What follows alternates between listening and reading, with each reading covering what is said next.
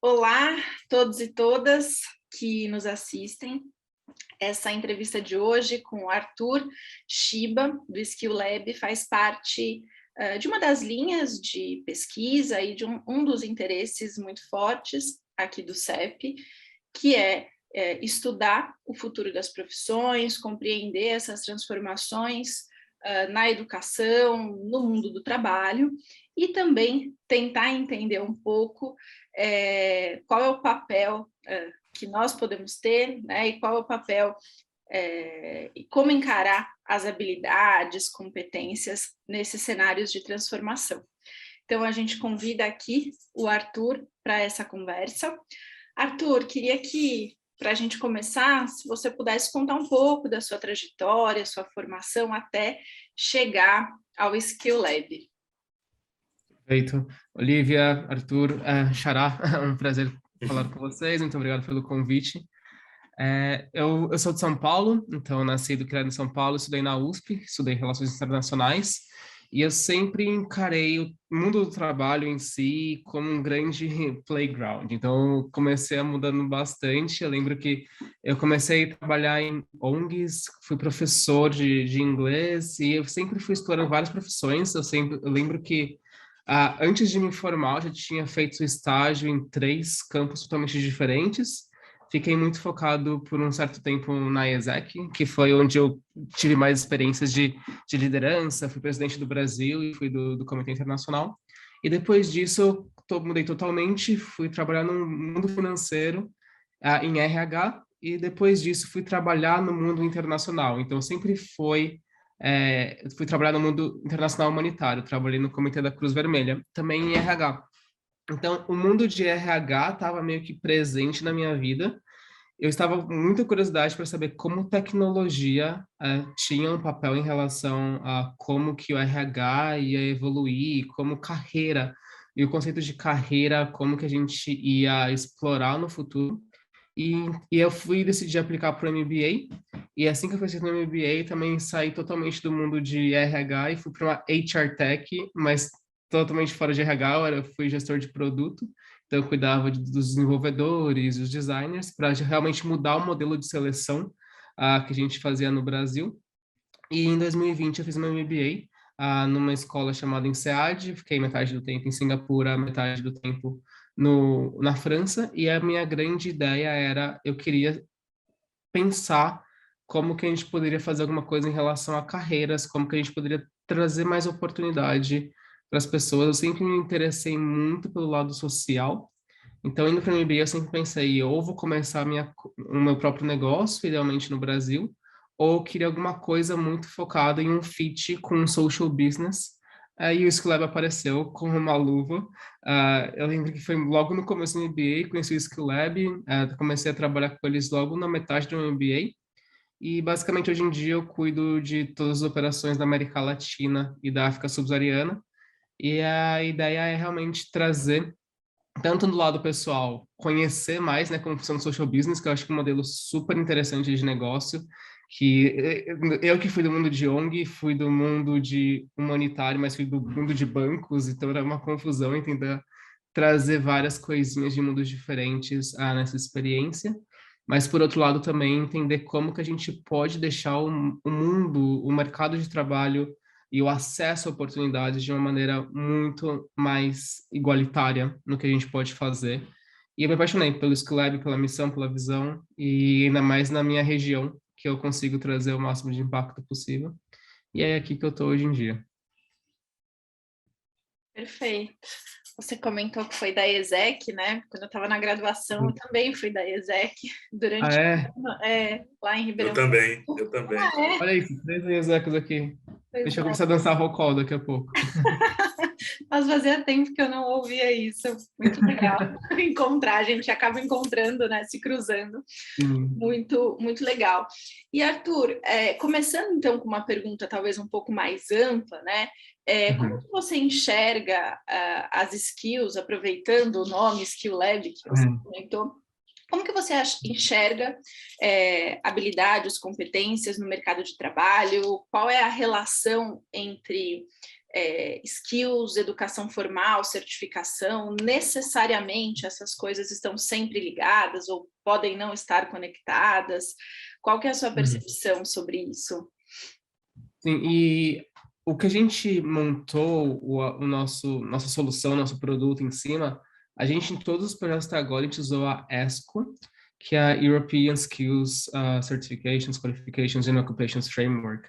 E acho que é muito interessante como a ESCO foi criada, que ela coloca no guarda-chuva skills tudo que é em relação a conhecimento, mas também habilidades em relação a tarefas, do que necessita ser feito, também em relação a línguas e também em relação a valores e atitudes, se não me engano. Então, é um grande guarda-chuva e ela foi criada em relação à demanda das ocupações. Então, eu acho que o processo de criação foi muito interessante, se não me engano, foram por 10 anos, experts de toda a União Europeia definindo o lado mais granular possível de, por exemplo, o que é necessário para você ser um apicultor ou você ser um desenvolvedor de software, e faziam toda essa parte de entrevistas com expert por 10 anos para ter o máximo de granularidade possível, e isso era usado basicamente como é isso que precisa para o trabalho. Como uma pessoa tem essa experiência, como essa pessoa tem essa habilidade, ou nesse guarda-chuva de skills, não é uma coisa 100% formal, muitas vezes. Então, você precisa saber datilografar. Sim, existem cursos de datilografia que você pode ter certificados, etc., mas não significa que você, não tendo certificado ou curso, não saiba fazer aquilo. Então, acho que hoje em dia, e ainda mais com N questões em relação ao como funcionam os treinamentos, on-the-job training, etc., acho que tem muitas maneiras como as pessoas aprendem uma certa skill. A ESCO, que é a framework que a gente usa em todos os projetos até agora, não tem uma necessidade de validação das skills, etc. Pode-se ter, mas acho que tem aqui um underlying belief que as habilidades podem ser adquiridas em diferentes rumos, formais ou informais, e como Skill Lab, isso na verdade é uma das nossas maiores crenças, de que, olha, às vezes você pode ter ficado fora do mercado de trabalho por 6 meses, não significa que você não aprendeu muita coisa que é muito útil para muitas ocupações. Então, acho que, além dessas frameworks, desse lado mais formal, acho que o mundo, na minha opinião, está evoluindo para essa maneira de que é muito mais sobre o que você aprende, o que você sabe fazer, e muito menos sobre a formalização, muitas vezes, de onde você adquiriu essas habilidades específicas. Perfeito. Isso fica muito claro, né, quando a gente olha para pessoas que não estão, por exemplo, integradas formalmente no mercado de trabalho, Exato. né, ou fazem um trabalho que não é remunerado necessariamente, mas nem por isso, e às vezes sabem fazer outras coisas muito, muito bem, né, muito melhores. E acho que um grande exemplo nós três na ESEC, voluntários, e a gente aprendeu muitas habilidades, e acho que até como a gente vai falar um pouco mais para frente, mas a gente lida muito com refugiados, foi como a gente surgiu, e a gente via que muitas pessoas muito bem qualificadas e que eram alocadas em trabalhos que não tinham nada a ver com o skill set que elas tinham, só pela falta de certificações, a falta de rede, ou falta de N outros que a gente chama de signaling effects, mas elas tinham muito potencial desperdiçado. E acho que o futuro do trabalho vai ser muito mais em relação a isso. O que você pode fazer, independentemente de onde você conquistou essa habilidade. Perfeito, Arthur. Agora eu vou fazer uma pergunta mais ligada no âmbito das políticas públicas.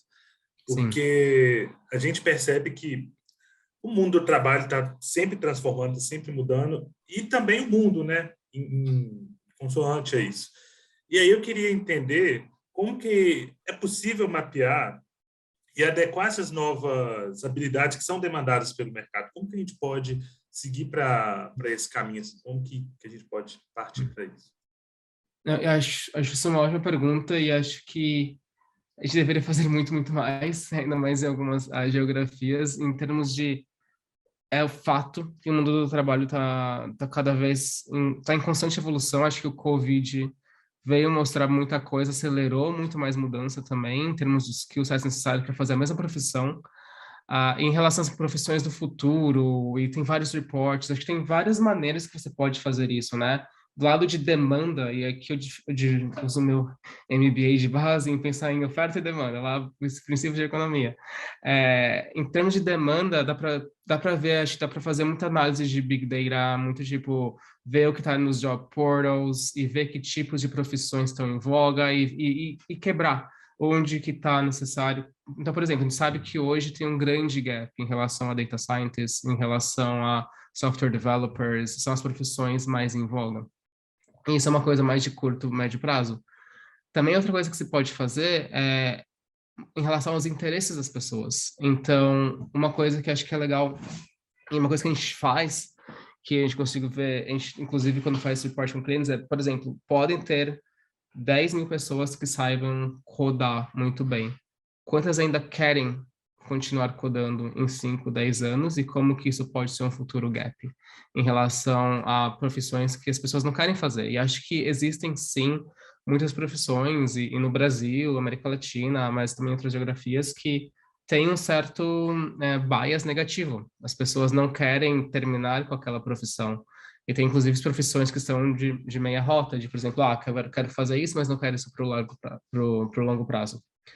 Então, respondendo, então, acho que tem o lado de demanda, que dá para fazer muitas análises preditivas para ajudar com políticas de design, de novos cursos ou novas maneiras de reskilling ou upskilling. E até próprias empresas estão fazendo muito isso e entendendo seu papel. Não sei se... acho uma iniciativa muito legal, acho que é Starbucks, Chipotle, eles têm uma iniciativa muito forte de, eu sei que as pessoas não querem ser baristas para sempre, o que eu já posso treiná-las desde que elas entram e ter um budget alocado para isso, para o que vem depois, e como que isso muda em relação às iniciativas próprias de RH e de retenção e atração de talentos para essas empresas. Então, tem um lado do setor privado aqui também. O setor público, acho que é o mais óbvio, é de, por exemplo, o exemplo mais simples que eu posso pensar é existem agora uma grande demanda por software developers, por engenheiros de software, como que um Senac da vida, como que um Centro Paulo Souza, como que em termos de setor público que oferece a ensino técnico pode se moldar para as habilidades necessárias, e também no mundo privado, como se moldar em relação a isso. O que eu acho que não tem muito, e aí eu falando um pouquinho do Skill Lab, é o lado de oferta também. Então, a gente tem lado de demanda que dá para fazer muita big data, muita análise, etc., mas a gente não sabe muito bem ainda o que as pessoas têm de habilidades. E nisso, qual que vai ser o possível gap no futuro. Então, Arthur ou Olivia, se eu perguntar quais são as top 10 habilidades que vocês têm, leva um certo tempo. A gente não pensa em habilidades, a gente pensa em responsabilidades. A gente pensa, eu sou pesquisador, eu tenho que fazer isso, isso, isso, e acho que esses são as minhas top 3, top 4. Mas a gente vê que, por exemplo, em média, nossos usuários têm mínimo umas 100, 200 habilidades, pensando em pessoas que não estão no mercado formal. Então, quando a gente pensa numa profissão, como, por exemplo, software developer, na ESCO, são 85 habilidades só para essa profissão. Então, pensar nessa granularidade não é algo muito normal, então tem essa falta de clareza do que a gente sabe fazer, e o segundo tem uma falta de clareza do nível individual do que como a gente pode transferir essas habilidades de uma profissão para outra. Então, por exemplo, a gente teve um desafio ano passado que era EU versus COVID, para entender como que é o COVID afetar o, o, a oferta de mão de obra e afetar as profissões no futuro, e como que poderia ter, por exemplo, mais transferabilidade de algumas profissões para o mundo de saúde, por exemplo. E a gente vê que, por exemplo, muitas pessoas no mundo de hospitalidade têm muitas das skills necessárias para o mundo de saúde, mas não é uma trajetória tão óbvia. E como que isso pode ficar um pouco mais claro, tanto no nível individual quanto no nível governamental de políticas públicas para ajudar a guiar essas pessoas para esses rumos. Achei muito bacana essa resposta, ainda mais gostei da analogia que você fez de oferta e demanda de economia, porque eu sou suspeito, porque eu sou de economia, então para mim foi muito bacana, bem intuitivo, e realmente eu acho que os pontos que você colocou são muito bons, principalmente essa questão do Senai também, Quando você falou de Starbucks, eu não sabia que eles faziam algum tipo, mesmo sendo do setor privado, eles têm noção dessa questão do horizonte de trabalho, do que os baristas querem fazer. E, assim, muito interessante mesmo, e realmente eu acho que o setor, eu acredito que tem que ter, sim, uma parceria do setor público e setor privado para conseguir ter esse equilíbrio e se adequar, né, tanto às demandas quanto às ofertas do mercado de trabalho. Isso aí é muito bacana. Dois pontos que você comentou, Arthur. Curiosamente, semana passada eu recebi um formulário que eu devia indicar quais eram as minhas habilidades. E foi muito difícil, eu fiquei a tarde toda com o formulário aberto, porque eu só conseguia pensar na minha formação. Eu sou formada em Direito, sou professora e sou pesquisadora. E aí eu travava pensando, né, o que eu posso fazer a partir daí? Então, é difícil, talvez seja uma questão cultural também, mas eu senti muito na pele, né, isso que você comentou. De fato, a gente não tem a noção, né, do que a gente sabe exatamente fazer. E um outro ponto que também me chamou muito a atenção no que você comentou envolve algumas iniciativas da iniciativa privada, né, no sentido de indicação. Eu tenho estudado bastante isso e, em muitos casos, eu percebo que essas iniciativas, em geral, são voltadas para o próprio objeto, né, da atividade econômica. Então, qualifico aquela pessoa para ela trabalhar muito bem enquanto está ali. Mas essa projeção a longo prazo talvez seja um próximo passo, né, nesse sentido. Isso. E eu ainda acho que é raridade. Eu acho que é raridade, eu acho que são empresas que têm muito autoconhecimento em relação ao business delas. E eu sei que, por exemplo, o McDonald's é uma das partes de universidade mais fortes, então acho que talvez por categorias, eu sei que a FMCG é muito forte. Tem uma empresa que eu sigo, que é a chamada Guild Education. Acho que eles estão bem grandes já viraram um unicórnio, se eu não me engano. E a especialidade deles é fazer isso de reskilling ou upskilling de grandes empresas. Se não me engano, o varejo é o mais forte deles. Imagino que 80%, 90% ainda seja para benefício próprio, de certa maneira, né? Então, por exemplo, temos aqui essas profissões que não vão ser mais necessárias, como que eu posso reciclar as habilidades dessas pessoas e para benefício interno? Mas quando entra no mundo de outplacement e offboarding, especialmente com pessoas que estão há mais tempo, ou para essas indústrias que já estão um pouco mais self-aware, acho que tem coisas muito interessantes e como eles pensam em... Porque acho que também pensando no mundo privado, tem um incentivo de employer branding como um todo, incentivo de, por exemplo, com Glassdoor, com etc., a experiência do empregado é muito mais importante hoje em dia em termos de atração de talentos. Eu sou um pouco mais bias aqui, porque eu trabalhei com atração de talentos na Cruz Vermelha e trabalhei com atração de talentos também no Itaú por um tempo. Mas eu vejo cada vez mais investimento nisso, que pode ser uma porta muito legal de reflexão para essas pessoas que são beneficiadas. Eu acho que está crescendo, mas ainda não tão forte, na minha opinião. Com certeza, não, com certeza, acho que são exceções ainda nesse sentido, né? Mas algo que você comentou um pouco antes sobre essas iniciativas preditivas, né, de mapeamento do que é necessário agora, em 5 anos, em 10 anos, o que deixa de ser necessário, né, em termos de skills. Eu fico pensando que talvez na iniciativa privada esse tipo de mapeamento num contexto mais específico seja menor e talvez mais simples do que na iniciativa pública, né? A gente tem algumas ótimas iniciativas. Nós tivemos a oportunidade de participar de uma consulta pública liderada pelo Inova Hub, pelo IdeaGov, da Iniciativa Futuro do Trabalho, e nós tomamos mais contato com essas várias iniciativas, esses mapeamentos, né? Inclusive alguns que servem mais como fundamento de política pública e ponto, mas também algumas que são liberadas para os usuários, né, conseguirem mexer e entender como eu posso ir me encaminhando. Considerando isso, e acho que você, né, com a sua experiência no Skill Lab, talvez possa apontar, inclusive, alguns, enfim, trazer alguns pontos mais precisos. Como que você vê essas iniciativas? Acho que as vantagens são muito claras, mas há ali algum ponto que você vê a ser melhorado, que você vê que falta nesse tipo de iniciativa preditiva, sobretudo na iniciativa pública? Acho que essa parte de entender da onde as pessoas estão partindo e quais interesses elas têm também.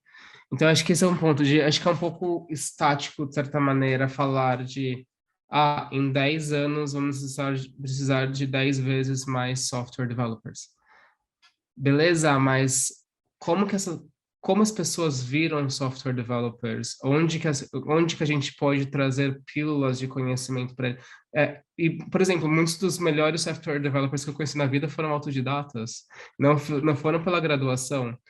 É exceção? Como a gente fazer um estudo de ir mais perguntando para as pessoas, de fato, tipo, o que elas têm ou da onde que elas estão partindo, mas também o interesse delas. Então, acho que sim, tem a questão de salário, tem a questão de incentivos, e cada pessoa vai se incentivar por diferentes parâmetros, o que pode ser um pouco mais complexo, mas eu vejo eu vejo 95% das iniciativas focado no lado de demanda, o que é totalmente justificável, porque é onde existem os dados. Então, é muito difícil ter uma pesquisa, uma ferramenta que consiga levantar tudo do lado da oferta. Nisso que a gente tenta entrar um pouquinho, mas também a gente não tem ainda, a gente surgiu faz 2, 3 anos, ainda não está no nível que a gente conseguiria representar o Brasil inteiro, por exemplo. Mas acho que esse é um lado que ainda a ser explorado, o lado do indivíduo e entender também como essas habilidades podem ser adquiridas, pensando mais em como as pessoas aprendem hoje em dia. Não tanto nesse modelo tão tradicional, muitas vezes. E nisso eu vejo muita inovação vindo, do setor privado, especialmente. O setor público eu não tenho tanto conhecimento ainda, é uma coisa que eu estou cada vez mais pesquisando, mas acho que tem bastante ainda espaço para crescimento.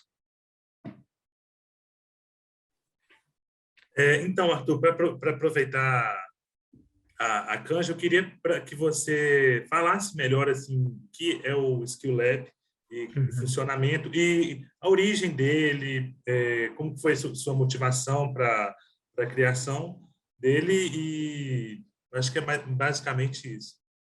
Perfeito. O Skill Lab surgiu em 2018, comecei em 2018 aqui em Amsterdã, então agora eu tô baseado em Amsterdã, eu fico na Ponte Aérea Amsterdã-São Paulo, já que eu implemento projetos na América Latina. E qual que era a problemática? Todos os cofundadores tinham alguma história com pessoas em situação de refúgio, ou amigos próximos, ou família da esposa, do marido, e etc. E teve a grande crise de refugiados na Europa, com as pessoas da Síria vindo em 2015 e 2016. Então, era um pouco mais em relação ao fim.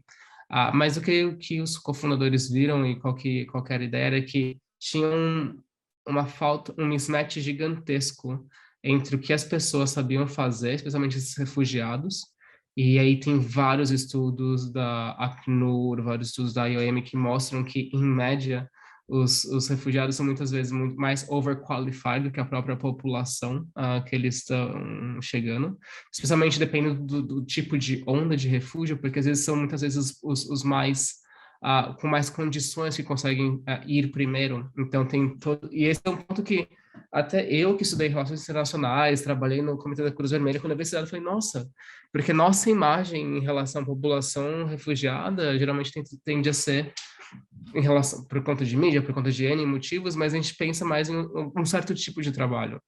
E não, e aí a metáfora que veio na minha cabeça me lembrou aqueles filmes de Hollywood, sabe? Que tinha aquele taxista que na verdade era médico no Japão, mas porque não falava a língua, estava sendo taxista. Então foi uma certa a metáfora que veio na cabeça que acabava sendo a verdade. Inclusive uma das nossas primeiras depois teve os cofundadores, minha colega de time, ela era da Palestina, ela trabalhava na ONU, no Programa de Agricultura da ONU, na FAO.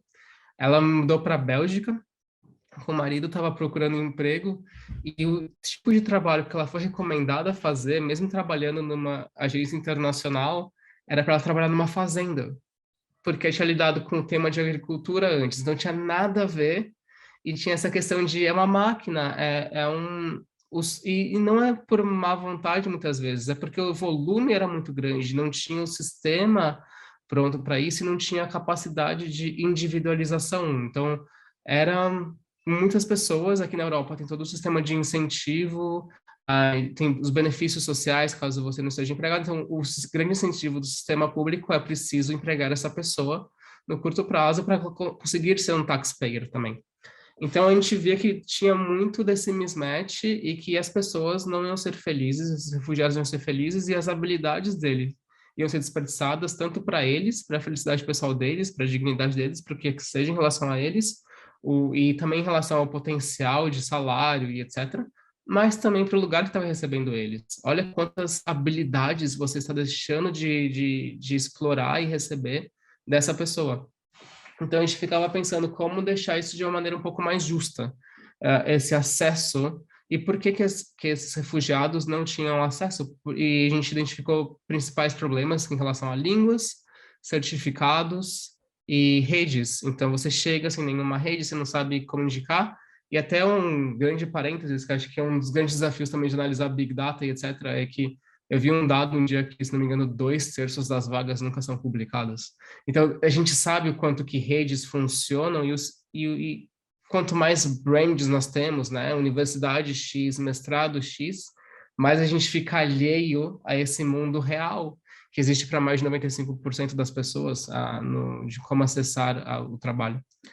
Mas voltando à história do Skill Lab, então a gente tentou usar, como a gente consegue usar a tecnologia a nosso favor para deixar esse modelo mais justo. E a gente percebeu que as pessoas não sabiam falar das habilidades que tinham, e a gente não sabia, ainda mais no momento que você está num lugar novo. E aqui a gente tinha uma visão bem realista de que, por exemplo, pessoas da área de saúde vindo. Existem, por exemplo, um advogado venezuelano vem para o Brasil. Algumas profissões têm um certo tipo de barreira de entrada. Vai precisar fazer o OAB, vai precisar saber falar português. E a gente sabia, nosso ponto era não lutar contra o sistema, porque também seria uma formiguinha lutando contra várias regras e etc. Mas esse advogado venezuelano vindo para o Brasil, talvez ele não vai ser advogado no curto prazo, mas o que as habilidades dele a gente consegue aproveitar e ele consegue ficar mais perto do que ele sabe fazer. Então, um exemplo é nossos primeiros projetos, a gente teve muitos projetos na Finlândia, especialmente. Muitas pessoas da área de saúde, por exemplo, anestesistas, faziam um perfil e viam, olha, eu tenho essas 200 habilidades na área de saúde, em vez de eu ir ser uma profissão totalmente alheia a isso, posso ser, por exemplo, trabalhar numa farmácia com vendas, conseguir mais algumas habilidades relacionadas a isso, para conseguir, inclusive, voltar, uma vez que for certificado, e ser, por exemplo, rege anestesistas, uma vez que já teve gestão de time, ou etc. Então, acho que o que a gente queria é deixar as pessoas mais, especialmente com o tema refugiados, é deixar as pessoas, esse momento de reconstrução de vida delas, um pouco mais seguras e confiantes nas habilidades que elas têm, porque aí nós temos um algoritmo de recomendação de habilidades baseado nas ocupações que elas já tiveram anteriormente, e conseguir já ter materiais para aplicar para as vagas e já conseguir alguma coisa, ter um GPS de carreira de, ok, não consigo ser advogado aqui no Brasil no curto prazo, eu posso ser assistente num escritório de advocacia por 2 anos e depois, já em paralelo, estudar para a OAB e etc. Então, acho que esse que é o porquê o Skill Lab surgiu.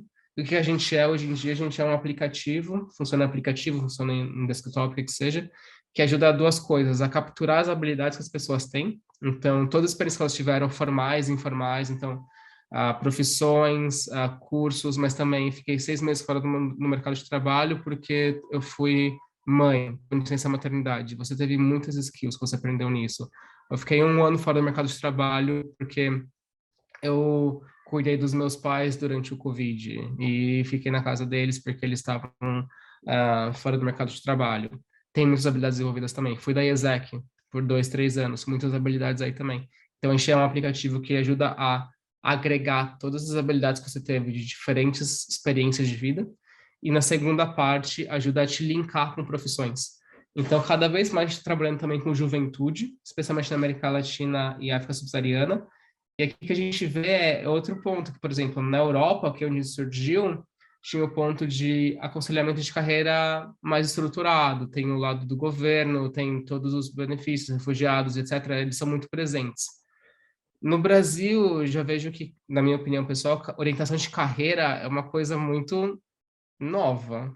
E é uma coisa que muita gente não pensa. A gente pensa talvez 2, 3 profissões. Eu lembro que a época de vestibular, para nós que tivemos a oportunidade de ir para a universidade, é uma coisa que eu, particularmente, estava entre 10 cursos, literalmente, entre geografia, geologia, até RI e engenharia de produção. Então, eu ficava tipo, meu Deus. E para jovens ajuda também a ver que, olha, você não trabalhou formalmente, mas você já tem habilidades. Você ajudar a sua mãe, que ela tem um negócio e vende comida por 6 meses, você já sabe trabalhar com mídias sociais, você trabalha com alguma coisa. Então, isso, cada vez mais, o Skill Lab, a gente está expandindo para mais usos de caso, especialmente juventude, especialmente também pessoas mais de 50 que sofreram automação, e em mais geografias, né? Então, desde 2018, a gente já está agora em mais de 20 países, focando mais especialmente em América Latina, África e Oriente Médio. Falei muito sobre o Skill Lab, mas me avisem se tiver alguma pergunta específica que eu posso falar muito, muito, muito mais. Não, foi ótimo. Eu anotei várias coisas para te perguntar, na verdade, mas vou... Pode perguntar. Uma primeira, Arthur, acho que a gente já teve a oportunidade de conversar com isso, mas as pessoas quando entram, né, quando estão na plataforma, elas declaram as suas habilidades. E não há a necessidade, por exemplo, de enviar um diploma, um comprovante dessa declaração. Não, tudo é autodeclaratório, e aqui é uma parte de confiança nossa em relação ao nosso design, porque outra coisa que foi muito importante para a gente desde o começo, é que a gente foi, logo no primeiro ano, a gente recebeu um grant do Google.org, e a gente está na startup aceleradora de Google.org for SDGs, então para os ODSs. E a gente sempre focou muito de como vai ser a experiência dessa pessoa no aplicativo. E acho que o ponto é, a framework que a gente usa é tão granular que ela vai te perguntar no detalhe se você sabe fazer isso, e baseado no seu comportamento e usando machine learning, AI, você vai ter uma experiência de recomendação. Então, é como se você fosse num aplicativo nesses que você tem que swipe left, swipe right. Então, a cada 2 segundos você decide uma habilidade que você tem ou não. A gente decidiu conscientemente não fazer nada em relação a certificados ou declarações. Você pode falar se tem um certificado e falar as habilidades que você tem, mas a gente não valida. Então, se uma pessoa fala, eu sei analisar relatórios de sustentabilidade de empresas de grande porte, e ela falou que usa sempre, o aplicativo em si não vai validar. Ele vai falar, olha, Olivia, toma aqui uma prova para você me provar que você tem isso. Porque são mais de 13 mil habilidades e não daria para. E outro em relação também a gente quer, nossa missão, né, que isso funcione para qualquer pessoa que procure trabalho em qualquer lugar do mundo. Então, os parâmetros geográficos podem mudar também. O que significa você fazer isso na Etiópia, o que você significa fazer isso na Finlândia, podem mudar também. Então, teria que ser mais granularidade ainda em relação a validações específicas. Então, é tudo autodeclaratório no aplicativo. Sim, e faz todo sentido também, né, com aquilo que você comentou originalmente, de que nem sempre as habilidades elas são conquistadas dentro de um ambiente necessariamente formal, né? Então. Exato. Sim. Exato. E acho que nosso foco é muito mais ajudar a pessoa a ter essa experiência que você teve esses dias com o relatório que você teve, sabe? Por onde começar, e é muito mais sobre isso, de ajudar na reflexão, e ser um aplicativo de reflexão de carreira. A gente está trabalhando cada vez mais para ter mais que a gente chama de calls to action, então vai ter vagas de emprego e cursos, tipo, por exemplo, quero ser contador, tenho 10 habilidades já, aqui algumas vagas que eu posso aplicar, e aqui alguns cursos no Coursera, ou na FGV, ou onde quer que seja que você pode se aplicar, mas ainda assim é muito, muito, muito focado no indivíduo e na experiência de, olha, deixa eu te mostrar as habilidades que você tem, vamos aqui, vamos te ajudar a você entender, vamos te ajudar como isso se linka com 3 mil profissões que existem nos arquétipos de profissões que a gente tem. Perfeito. E Arthur, agora encaminhando para a nossa última pergunta, mais formal aqui, mais previamente pensada, você comentou pela história, né, do Skill Lab que ele nasce com um público-alvo muito específico, que são migrantes, mas o Skill Lab também foi crescendo, foi se expandindo, né? Hoje, quais são outros potenciais ou são outros públicos do Skill Lab? E você comentando, né, você comentou da juventude e de profissionais acima de 50 anos, eu adicionaria um item nessa pergunta que é, né, se a Covid-19 e os impactos no mercado de trabalho, se isso faz com que vocês pensem em expandir ainda mais o público de vocês, porque a gente viu, né, pelos dados aí obtidos ao longo desses últimos meses, que algumas populações foram particularmente afetadas, por exemplo, a população jovem, né? Então, queria adicionar nessa última pergunta isso, né? Se vocês imaginam que a Covid possa também impactar esse público-alvo de vocês. 100% impacta. Inclusive, a maioria dos projetos que a gente tem com juventude, hoje em dia, se não todos, acho que tem um foco muito grande também em ajudar essa juventude por conta do que elas perderam em relação a oportunidades por conta do Covid e ajudar elas a pensar em novas alternativas, novas entradas no mundo de trabalho. Então, acho que refugiados continua sendo o que a gente... Tem algumas partes do nosso aplicativo que é muito especial para o mundo de refugiados, especialmente, por exemplo, nosso aplicativo está em 27 línguas. Então, a experiência de uma pessoa árabe que fala árabe nativo já ter um CV em finlandês é algo que em si só já é uma oitava maravilha do mundo. Então, agregar um pouco mais de valor aí. Então, no caso de uma pessoa, por exemplo, um jovem brasileiro que vai ter um CV em português, já ajuda, porque criar um CV é um processo excruciante também, você tem automaticamente no aplicativo, então isso ajuda muito a juventude. No fim, a gente é muito mais em relação a onde a gente vê oportunidade de curto, porque a gente ainda é uma startup de 17 pessoas, mas no fim a gente quer que sirva para qualquer pessoa que busca trabalho. O que a gente vê no curto prazo a gente vê mais forte, a gente se define como a gente funciona bem, especialmente para quem o LinkedIn não funciona. Então, acho que certas pessoas, se você está confortável no LinkedIn, você tem muitas vagas aparecendo e etc., é um pouco mais de reflexão, e sim, a gente pode servir, mas a gente acaba ajudando muito mais pessoas cujas as vagas de emprego não estão no LinkedIn. As pessoas que não sabem por onde começar, muitas vezes. Então, e nisso tem... principalmente as pessoas mais velhas que perderam trabalho por conta de Covid, por exemplo, uma pessoa que teve o mesmo trabalho por 30 anos na mesma empresa, foi laid off, especialmente aqui na Europa, teve muito disso, no Brasil também teve. Pessoas que buscam uma carreira nova, no geral, é que a gente mais procura ajudar. Então, nisso, jovem, porque nunca teve uma carreira, pessoas que perderam o emprego porque precisa de um novo norte, e refugiados acaba sendo o mais claro disso, porque além de perder o emprego, estou num lugar novo que eu preciso fazer. Mas no fundo, assim, esses são os 3 principais que está começando, porque a gente vê mais valor logo de cara.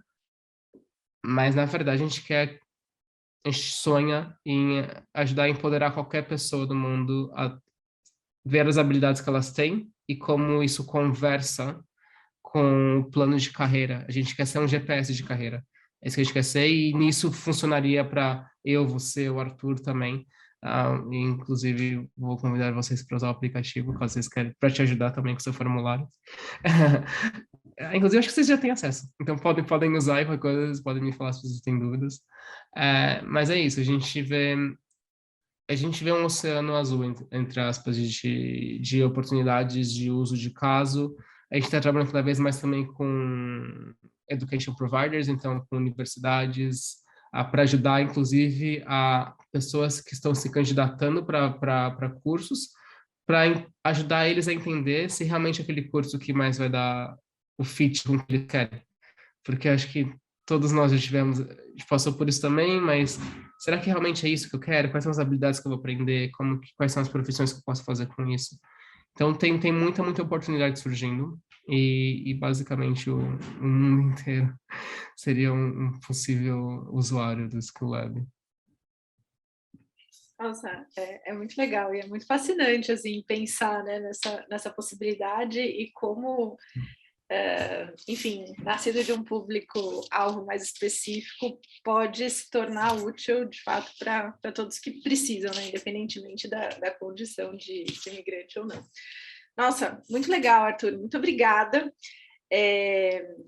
Pela sua disponibilidade, pela conversa, foi ótimo, fiquei aqui pensando em várias coisas, depois eu quero fazer um outro contato com você, e a gente fica super feliz de começar essa conversa, que é um tema também super caro aqui para o CEP, né, então a gente tem cada vez mais se direcionado para esse tema, e não só o mercado de trabalho, né, mas também aquilo que vem antes, então como o sistema de ensino, como a formação também tem um papel, pode ter um papel importante nessa busca por diferentes habilidades e no ajuste desse desajuste, né, de competências que a gente vê, sobretudo em momento de grandes transformações.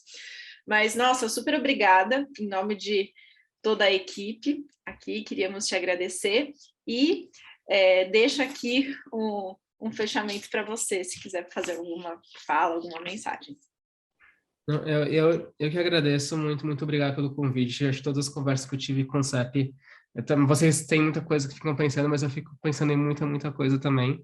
Eu falo que, especialmente com a América Latina, com o Brasil, eu fui um dos primeiros não europeus a entrar no Skill Lab, e acho que eu sempre trouxe essa bandeira de que sistemas são diferentes, valor agregado vai ser diferente também, mas tem muita necessidade. Eu vejo na América Latina, especialmente como uma das principais regiões de trabalho informal, e também com um povo tão habilidoso, tão criativo, e tem tanta coisa que dá para ser feita, que eu só queria me multiplicar em 5 muitas vezes e fazer tudo que dá para ser feito. E fico muito animado com as pesquisas que estão fazendo, com toda. Eu estava lendo um pouquinho mais sobre o CEP, eu sei das habilidades jurídicas que vocês comentaram, e também até os outros estudos. Eu ainda quero ler mais sobre aquele de gig economy, by the way, que eu acho que eu tenho muito interesse, porque para mim é outra desdobramento do futuro do trabalho, e como que a gente lida com isso em relação ao plano de carreira e adquirir habilidades, porque tem muitas habilidades adquiridas ali também. Mas, enfim, acho que tem é o começo de muitas conversas, e muito feliz por essa reunião que a gente teve, e muito feliz de trazer esse produto para a América Latina em especial. Eu vou também aproveitar, Arthur, para fazer o meu fechamento, que eu também me interessei bastante, foi muito interessante. Ainda mais um cenário, aí até pego um caso um pouco pessoal, porque sempre fomos muito pressionados, desde adolescência mesmo, sempre ter estritamente um curso, uma área, e você tem que seguir isso estritamente, às vezes você tem que entrar num perfil esperado para determinada área. Então, eu acho que por mais que o foco inicial é os refugiados, eu acho que, como mesmo você disse, dá para a gente abrir para bastante áreas. Inclusive, vou indicar para vários amigos meus que ainda estão nessa trajetória diferente. E eu achei interessante porque realmente, igual eu disse, no meu caso, por mais que eu sou um economista, eu gosto muito da interdisciplinaridade, da questão de ter outras habilidades, que é muito importante para a nossa carreira. E eu acho que essa mesma é a tendência, e o papel que vocês estão fazendo aí é muito importante e uma coisa que está totalmente em convergência com o futuro do trabalho. Então, também deixo aqui minha palavra de agradecimento pela conversa, que foi muito bacana. E espero também que tenhamos outros encontros, e boa sorte aí do desenvolvimento da Skill Lab, que cresça bastante, que eu vejo que tem um horizonte muito legal. Muito, muito obrigado, Xará. Obrigada, gente.